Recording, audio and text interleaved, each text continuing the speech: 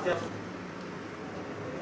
rekan-rekan sekalian, jadi terkait dengan kasus jambret yang terjadi pada hari Minggu jam 19.00 WIB di dekat Jalan Pahlawan, Makam Pahlawan ya, wilayah Kedaton, di mana pelakunya sudah ditamankan.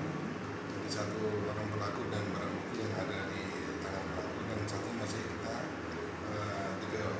Atas inisial dan nama siapa itu yang kami diamankan? Yang sudah diamankan inisial I dan yang DPO-nya atas inisial J. Untuk pelaku sendiri kan terakhir beraksi minggu malam. Terakhir beraksi minggu malam, dan juga pelaku yang sudah kita amankan merupakan residivis ya. Oh iya. Sudah beberapa kali melakukan kejahatan yang sama, dan kebetulan juga kemarin sudah melakukan juga, dan alhamdulillah sudah kita amankan. Terakhir dia itu menjadi masa hukum keluar tahun berapa? Mungkin dari informasi yang kita dapat ya 2018 ya. 18 ya. Nah, dalam setahun dia keluar ini sudah berapa TKP? Dari hasil penyelidikan kita mungkin lebih ada 4 TKP yang bergerak. Di mana sih kan mungkin kecamatannya? Di wilayah Manalang. Oh, jadi hari Minggu ya Bang? Minggu malam? Minggu maghrib.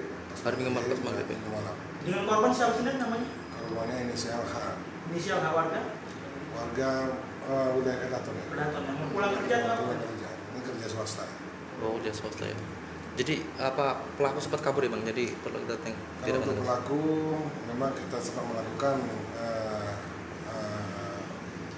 penyelidikan keberadaannya, dia sudah melakukan ini karena pas waktu kejadian memang dia kan caranya kan menyepet dan melakukan kekerasan terhadap si korban, sempat melarikan diri dan juga mengambil hasil dari curian itu, yaitu dengan mengambil buka ATM. Kebetulan juga di ATM-nya itu kan ada pinnya yang tertinggal di buku-bukunya yang ada di korban.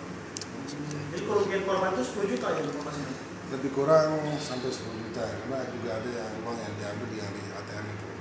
Dan ini infonya karena melawan diambil tindakan dengan seluruh konsentrasi ya? Jadi waktu penangkapan kita mendapat keberadaan dia di tempat persembunyiannya, jadi kita melakukan penggeledahan dan juga penangkapan dan melakukan perlawanan supaya tidak membahayakan masyarakat dan juga petugas. Kita melakukan tindakan tegas yang terukur. Lokasinya di mana sih kan?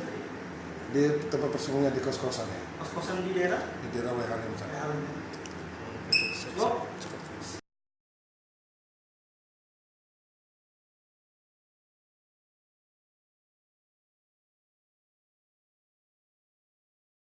Jangan lupa subscribe ya.